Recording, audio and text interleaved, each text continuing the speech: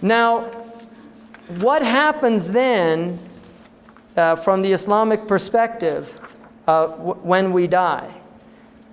Obviously, in pre-Islamic cultures, the Arabians, most fascinating aspect of Arabian culture, the Arabs did not believe in an afterlife. Really interesting, because most cultures have a concept of the afterlife.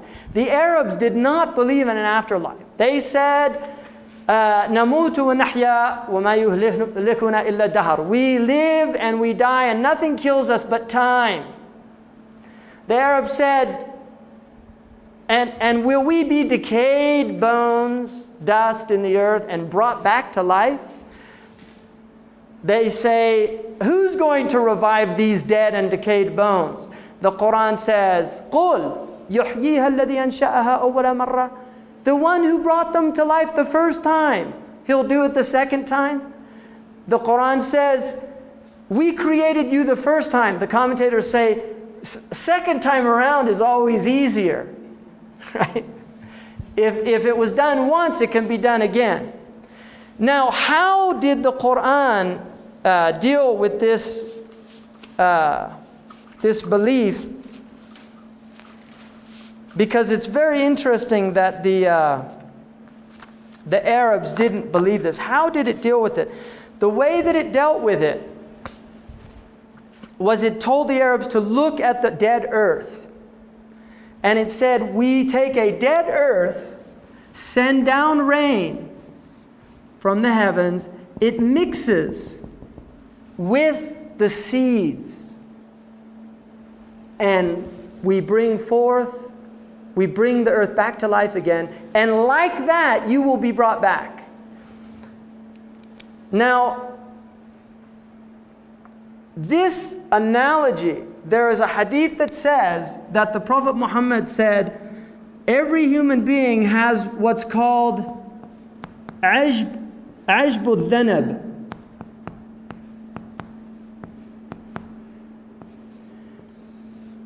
The wondrous tail. And it's at the tip of the coccyx. And it's the seed of the human being. So the Muslims believe that there is a seed that every human being has. And like seeds are very interesting because they're very hard to destroy. Right? You swallow seeds, they come out the other end. Hydrochloric acid doesn't break them down. In fires, seeds stay. Right? Forests that are burnt down come back to life because of seeds that are there that aren't destroyed. Drought comes, kills everything but the seeds. When the rain comes back, it comes back to life. Now, the belief of the Muslims is that every human being has a seed, and that seed will not be destroyed. We don't know where it is or what it is. The hadith indicates that it's in the coccyx. But we don't know what size it is, what it looks like, nothing like that. But from that seed, every human being will be recreated from a divine rain. And it's interesting that we deny resurrection, and yet our own culture is talking about recreating human beings from one cell. Bringing back the entire human being by cloning one cell, because all of the information about you is contained in one of your cells. And this, one of the verses in the Quran is, it says, we will continue to show them our signs in their selves and on the horizon until it becomes clear to them that what we're saying is true. So the belief in the resurrection is absolutely fundamental to the Islamic tradition. And there is a belief that every soul will be completely renewed. But the body that's recreated is not the same as this physical body.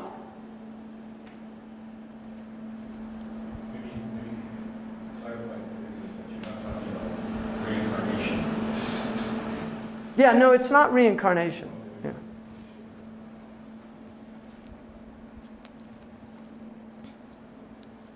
Now,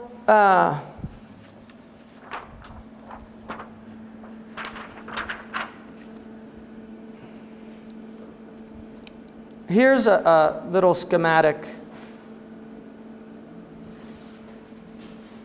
This was what we call the world of spirits.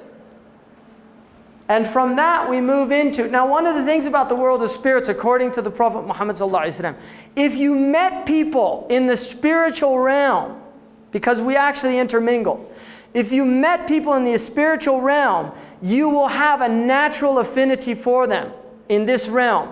So there will be people that you meet in your life that you immediately connect with.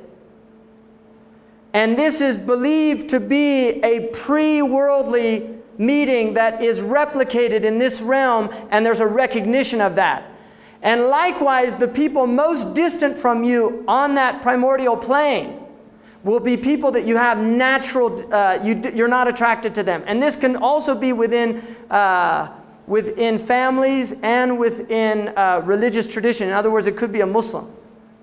For a Muslim, there could be Muslims you just don't feel comfortable with, and that is not seen. You're not supposed to be mean or cruel to them, or take them as enemies or something. But it's recognized that there are natural affinities, and these affinities are from a pre-worldly recognition. And there is a hadith in which the Prophet said, "Souls are like regimented ranks. Those who knew each other before feel affinity in this realm, and those who did not, اختلف, there's differences." And it's like, if you look at it for a metaphor here, you have the armed forces, and they're all on the same side. But when Marines are at a bar drinking and then some Navy boys come in, right? There's all this kind of aggression that will often happen, because they're from different regiments. These guys are another group. Even though it's the same army, they're another group, and there's that kind of animosity that's a result of not being from that same regiment. Now, this area is the world of life, choice, and effort. This is called alam ad-dunya. So you enter into this. And from here, you move into the barzakh. Now, according to the hadith, when your soul dies, it hovers above your body. And it's a very discomforting experience.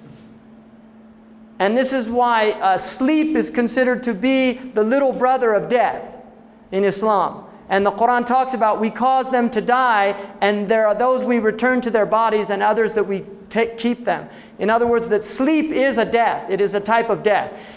One of the things, sleep is the indication of the afterlife, because what happens when you go to sleep is like you live your life, you go to sleep and you enter into this barzakh. And then waking up is like the resurrection. You come back into the body and you wake up, you're resurrected. During sleep, you can live lives. You can have extraordinary dreams. You can feel like you were dreaming for just all these things happened.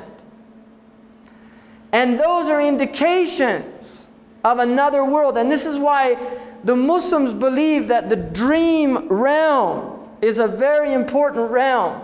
And they differentiate between dreams. The Quran differentiates between dreams that are what we would call in this culture like food dreams. You eat a lot of food before you go to sleep, and then you have all these funny garbled dreams. But you're still in that what's called the alam al-khayal, the imaginal world. It is part of the unseen realm. But there is also true dreams. And the more one's spirituality, soul work becomes lucent, the more access they have to that realm.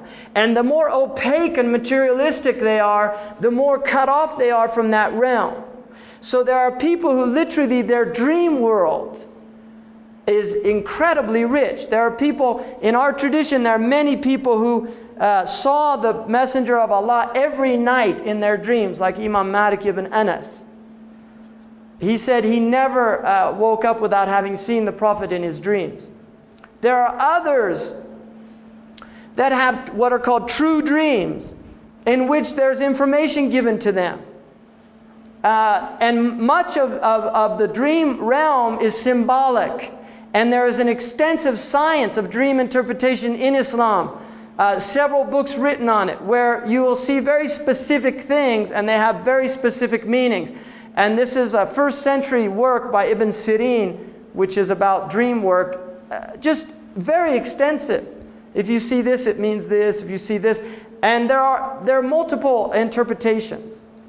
It doesn't always mean one, but that work deals with these other realms. There are also spiritual journeys that are taken in the unseen world.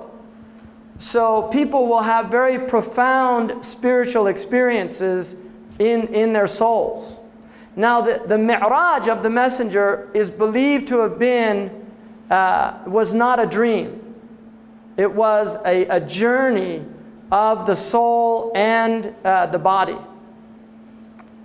Although time expanded because he returned to his bed and it was still warm. So he went through this entire experience. He saw many things on that journey and he described them. He went, in fact, Asin Palacios' work indicates that much of the Divine Comedy is actually taken from a very famous exposition of the messenger's journey through the hells and through the heavens, the seven heavens. Right?